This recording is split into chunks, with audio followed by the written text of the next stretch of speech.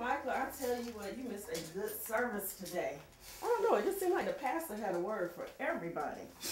Yeah, I bet he did. How much money did he get from you today? Not as much money as you spend on those video games. And you know what? You need to stop wasting so much of your time playing video games and maybe start trying to read God's word for yourself. Mama, how much time do you spend reading that thing? An hour? Maybe 2 hours a day?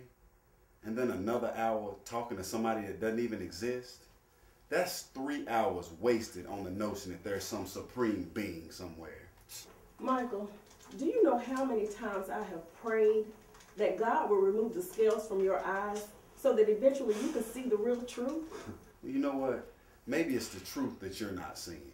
I mean, you spend so much time at that church and all they do is preach about offerings and tithes. All they want is your money, and I sure hope you're not giving them the money that I give you here every week. Well, I know that Jesus is speaking to your heart.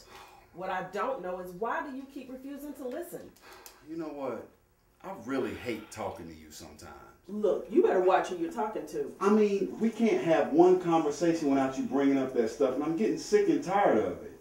One day you're going to come to the reality that this Jesus and that Bible that you're always reading is a complete waste of time.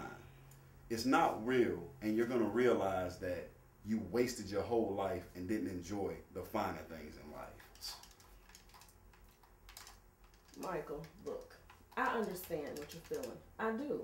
I used to be young once, and I know what it feels like when your soul is wrestling with your flesh. And I know that you can be just as stubborn and defiant as your father. I can't pray you into heaven.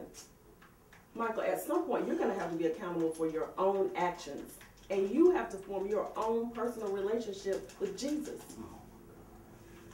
Michael, look, you can't go around jumping to conclusions without knowing what God's word says. And the only way that you're going to know is by reading this Bible for yourself so that you know what his word says. So, Michael, please, can you please just read it for me? Please. Sure, I'll read it. Sorry. Thank you. You know what? I'm going to go make us some lunch. All right, I just want a turkey and cheese sandwich. Okay.